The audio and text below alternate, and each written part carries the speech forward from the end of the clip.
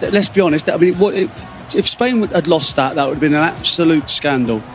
Yeah, again, I'll go back to saying that there is no right or wrong way of winning a football. Listen, I did it for years. Yeah, exactly. So, I mean, we were disgusting. Yeah. We'd have 5% possession and win a game 1-0. Exactly. I mean, we won a league doing that practically, So there is no right or wrong way. I think, if you're talking pure football, of course, Spain are like statistically everything pure winners in this game. They've been far superior in every aspect.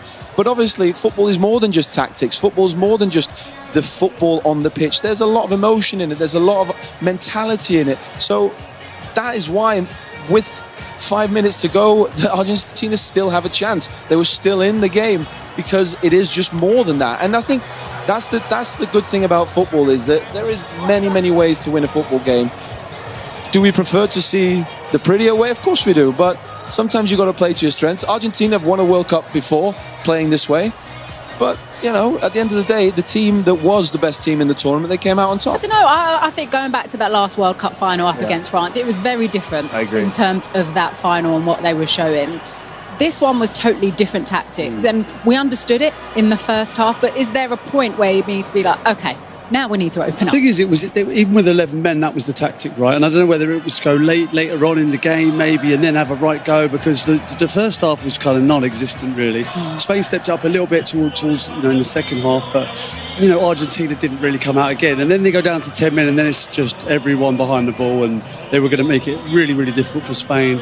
I don't know. As to your point of the last World Cup, they had a real go there, a real go. I don't think they did today. But I also think that Spain, because of how they play, and these conditions, it just took Argentina's any kind of control they could have had in this game. It was stripped away from them. You're chasing in this heat, and you can't get close to the ball. You can't get close to the man, and that's where Spain were just so dominant. I mean, even in the first half of the game, right? They had the better chances. Second half, the better chances. There just was never a moment where the only reason that we had belief that Argentina could get back into this game, it wasn't based on what the eye was telling us. No, it's just based on what we believe that this team has. They have a difference maker in Messi. I think all of our belief that they would find a moment was reliant on Messi. And even the personnel on the pitch, they were all looking at Messi to be the guy who figures something out. And the best chance that they had in the game falls to Simeone, and it's a little bit unfortunate that he doesn't finish, because I actually thought that when he came into the game, he brought them something different. But ultimately, when we talk about the emotion and the mentality, that exists within Spain too. They're not just a good footballing nation, they also kept their cool. There were so many moments where they could have lashed out or been, felt the burden of some of the combative play from Argentina. They got on with it, and it's actually Enzo Fernandez, who has a rush of blood to his head, makes a cynical decision. It's just, I was surprised at that. I can't believe he did that. They're very, very good at playing on the edge, sharing yellow cards around, and not getting sent off. And that was it was a rush of blood from Enzo. I think he'll look at himself, he'll be disappointed. I imagine he'll apologise to his teammates. That was a difficult one for. It was surprising because, as I say, they tactically, when they do that, they share it round. And listen, it's all a tactic from them. I don't like it as a tactic. It works for them, but he went a step too far, and that ultimately cost his team. I know, sorry, we keep seeing pictures of Messi here because it's the question that's, I suppose, going through everyone's mind right now. As he's taken off his boots, is this the last time we will see Messi on the international stage? Potentially is. I mean, only he'll be able to tell us that. But, I mean, you look at his career, yeah? Would you say he's had a successful career? No, but what I mean is, my point being is he's now lost 2 World Cup finals, yeah? So the point isn't always about being a winner in every final. It is about the legacy that you leave and what a good player he is. He's now lost more finals than he's won in the World Cup, but he's still the best player that's ever lived. So for any young kid looking at him, you have to understand that it's not always about what you win, it's about what you contribute. And he's contributed so much to this game, and it's if it is the last time we see him. When you would think about the Golden Boot race, Messi was leading the way for how long, pushing everyone to the last moment. Absolutely. I think he's been for the world champions, the team on the other side. Almost all of those players will have been influenced by Messi and what he's done in the game. The reason they are so good is probably, or been inspired to play football in the first place is largely probably down to this man. You know, seeing him at close quarters at Barcelona, playing in Spain for almost all of his career.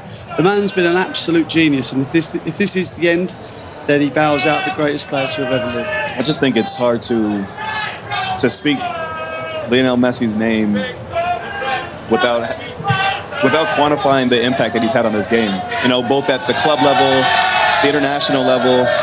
There's not much that, I don't know if there's anything that he hasn't done in this game, that he hasn't accomplished in this game. But to me, it's beyond that. It's also the style that he played the game, the leadership, the way that he led in different ways at both club and at the country, at an international level. And when you're a kid, if you're an opponent, if you're an adult, you fall in love with this game when you watch him play it, because of the way that he plays it, because of the hunger, the passion that he exudes every time he touches the ball, every time he's on a pitch. More on beyond that, it's just the way that we talk about Pep from a coaching standpoint, how he's left an imprint on this game.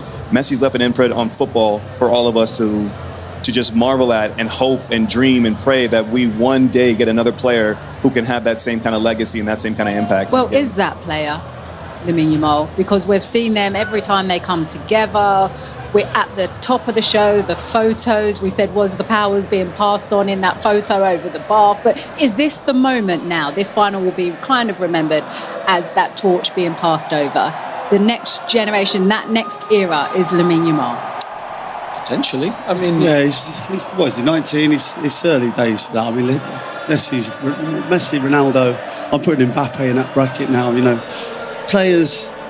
He's 19 years old. I think he's achieved so much in the short career he's had. The passing, when you're talking about that, I feel like it's a little bit too early to talk on those terms. Do you? With everything that he's already achieving? No, but yeah. you got to remember.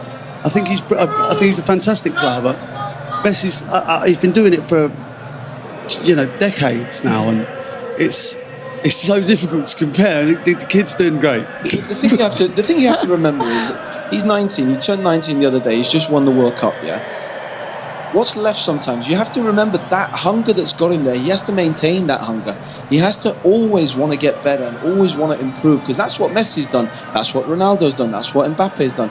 If he wants to get to that level, then he has to maintain that hunger. And my only worry for him is maybe the people around him. I'm not sure is always the best people. I hope that and I know he has probably the best coach he could have in Barcelona to keep him grounded, to keep that humble, hungry side of him, because he's going to need it. Because if you win everything at 19, I mean, he looks pretty unimpressed at the moment, you know. It's not bad. But what I mean is, when you win something at 19, you don't always appreciate it. It's like you think, oh, it'll just come again. You'll try it again.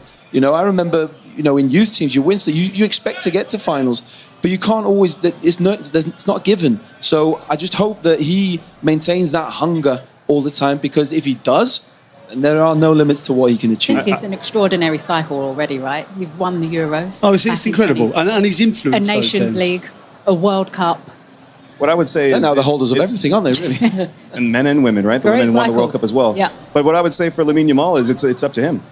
What happens next is up to him. Because from a talent standpoint, we know he's elite. From a mentality standpoint, I would say he's elite as well, because this guy talks so much... Go ahead. You know what I'm saying? You know what I'm saying? He But talks so much shit, right? But he backs it up. He backs it up. He delivers in moments. He's out there willing to take the responsibility in tough situations. He wants to be the driving force for his team, both club and country. Now, where he goes from here, I don't know him personally. I don't know what he's like away from the game and what he's like off the pitch. But if he can adopt even a smidgen of the kind of mentality and discipline that Ronaldo, that Messi, that these guys had that made them dominate for decades, that's the standard bearer for him now. And the only person that's going to slow him down or stop him is himself. So as he's comparing himself and setting new goals for where he wants to go in this game, he's just looking in the mirror saying, this is my competition.